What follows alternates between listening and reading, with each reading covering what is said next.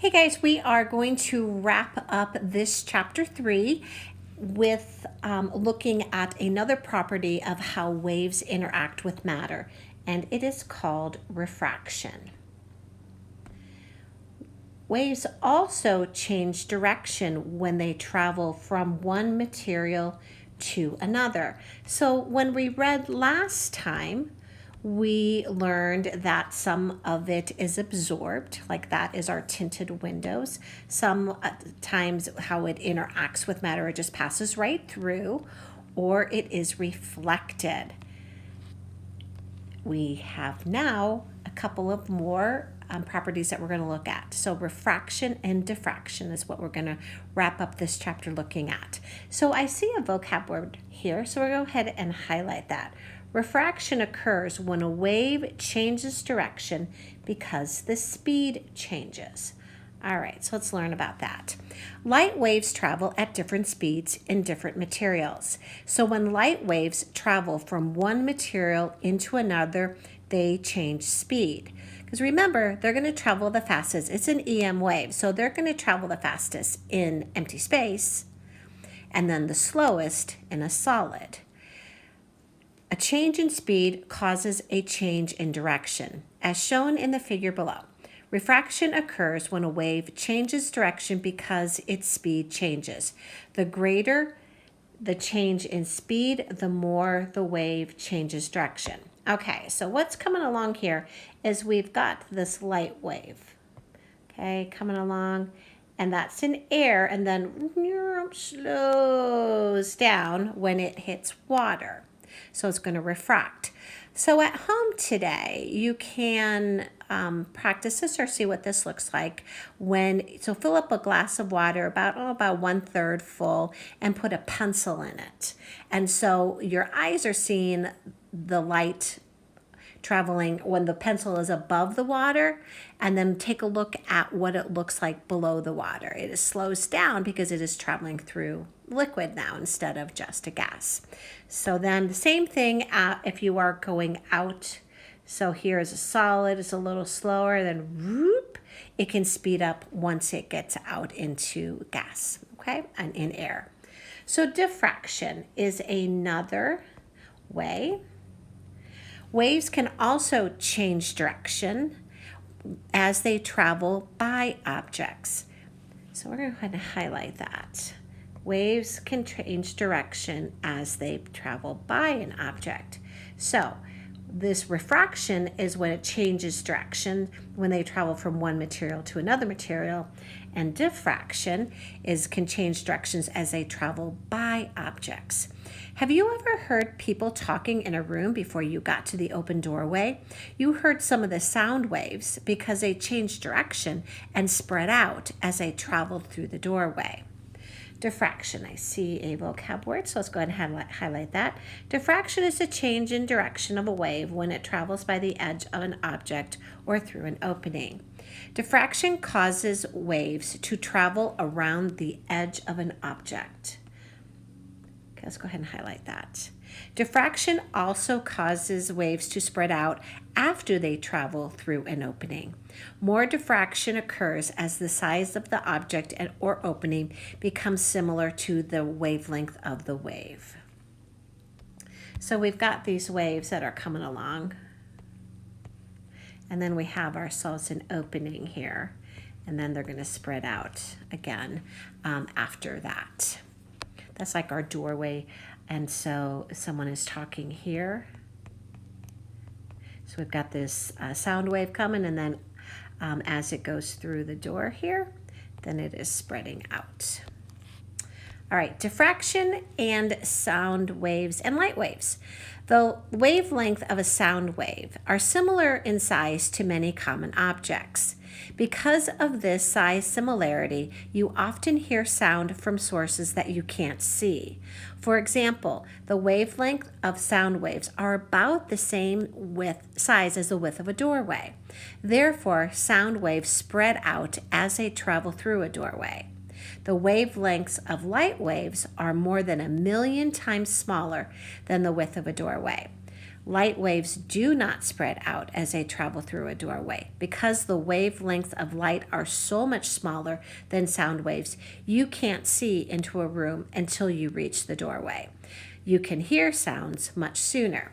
So what I'd like you to practice with this would be to turn all the lights off in the hallway, like the hallways going down into your bedrooms, and turn the light on, open the door and turn the light on in one of the rooms. So go to the end of the hallway and look down.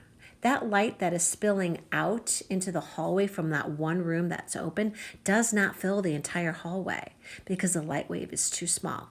And then have someone sit in that room and start to talk to you. And you're still going to stay at the other end of the hallway. You're going to be able to hear that sound, because of the fact that that sound wave can travel so much bigger. It's the width of the doorway, so it's able to spread out a lot farther than a light wave can, okay? So go ahead and practice that. It's a little fun. So that is the end of chapter 3, because we are not going to do these tasks on interference.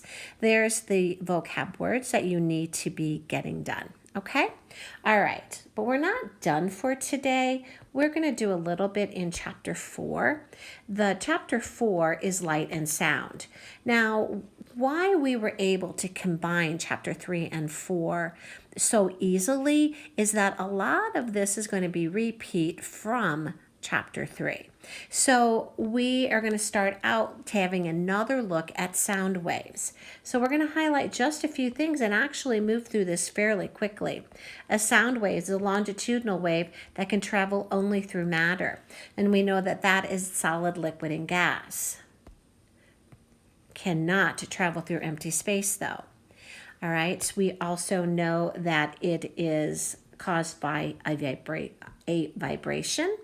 Okay, whether that be knocking on the door or hitting drums or your voice, whatever the vibration is. Okay, we know the parts of the sound waves are compressions and rarefactions.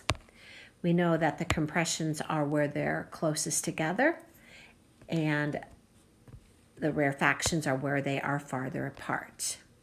Okay, so we'll take a look at that. All right, so frequency, wavelength, and frequency.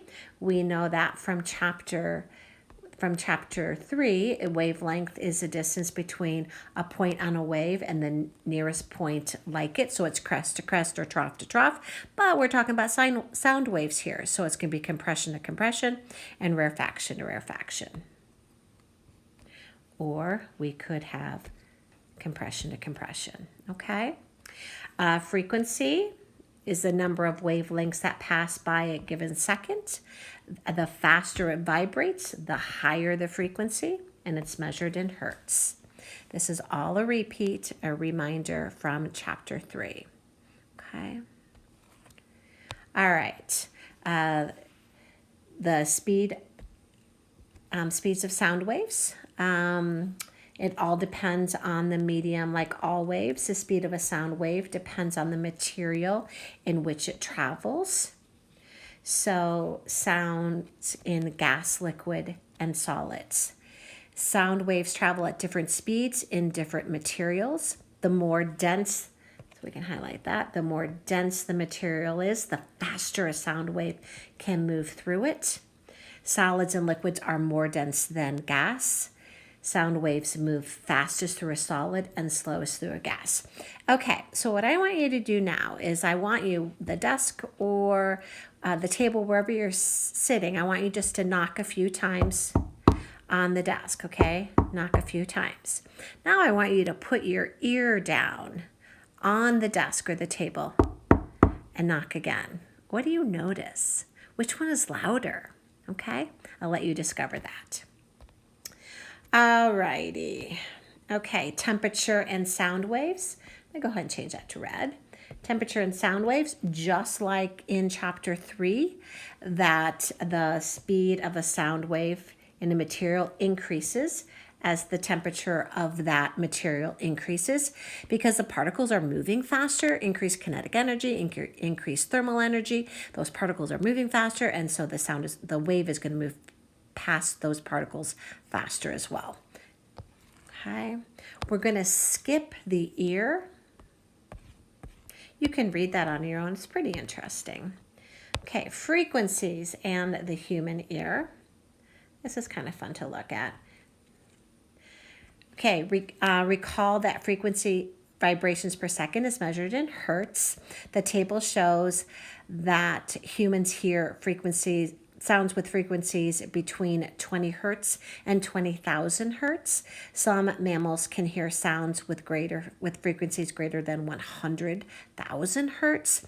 And so this is in with those dog whistles. Now they are going to be at a frequency higher than what we can hear, but dogs can pick it up. Something fun to do is to Google a tone generator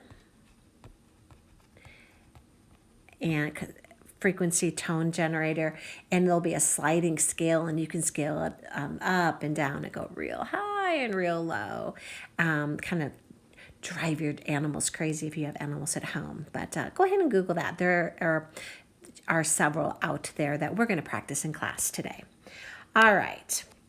So that's just kind of something fun to look at, the frequencies that mammals can hear. So mammals, humans, you see the range there, and you see the range for other animals, bats and porpoises, that are much, much higher, right? Okay, so the next topic, now this is a new topic. So we're going to talk about pitch. The pitch of the sound is the perception of how high or low it is. Okay, how high or low it is. So if you pluck a guitar string, you hear a note. A thick guitar string makes a low note. A thin guitar string makes a high note. The sound a thick string makes has a lower pitch than the sound a thin string makes. So the pitch of a sound is a perception of how high and low a sound is. A sound with a higher frequency has a higher pitch, and a sound with a lower frequency has a lower pitch. And if you do that frequency tone generator, then you'll hear that when you do these generators and it's really high, it's really high, and then when it's down to really low, when it's low frequency, it's a really low sound. And a high frequency is going to be a real high sound. Now, it has absolutely nothing to do with how loud or how soft something is. That's coming. But pitch is how high or low a sound seems to you. Now, this next little section we're not going to read about. It's interesting. It has everything to do with the muscles in your trachea, your vocal cords. Okay? So this section here is going to be the last section we talk about today, and this one does talk about loudness, okay? Whereas this talked about pitch, which is how high or low the tone appears to you, seems to you. This one is going to be how loud or soft that sound appears, okay? So, loudness. So we're going to highlight something here. Okay, loudness is the human sensation of how much energy a sound carries. Sound waves made by a shout carry more energy than sound waves made by a whisper. Because a shout carries more energy, it sounds louder than a whisper. Which is why I need to use that amplifying unit, because I don't have the ability to make a really loud noise. So I can't shout without hurting my throat, my vocal cords. So shout is going to have a lot more energy. Like when you are on the sidelines and you're screaming screaming, for your team to score a goal, or they just hit a home run, whatever that might be. That's got a lot of energy behind it. So it's going to be really loud. Amplitude and energy. It's the last little topic we're going to talk about today. The amplitude, now remember, amplitude and energy go together. The amplitude of the wave depends on the amount of energy the wave carries. The more energy it has, the greater the amplitude. The figure above shows the difference between a high amplitude sound wave and a low amplitude sound wave. High amplitude sound waves have particles that are closer together in the compressions and farther apart in the rarefactions. Okay, so let's take a look at that. So we have got ourselves a high amplitude. Okay, so this is going to be one that is louder. And so that's saying that our compressions are tighter together, are closer together. And if you look at that, it's not like super easy to see, but if you compare these two, these over here are not quite as tightly packed together as these are here. It is, however, easier to look at this with the rarefactions because the rarefactions are going to be farther apart.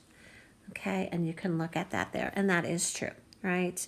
So your higher amplitude sound waves, because this is something that's on your study guide, that your compressions are going to be closer together and your rarefactions are going to be farther apart. So you can take a look at that right here on your study guide, okay? Alrighty, I believe that that is it. That does wrap up. We're not going to cover this. You can read all of this on your own if you would like, but we're not going to be testing that. So now go back and see what can you do on your study guide as a result of reading this lesson, okay? All right, reach out if you need anything. I will talk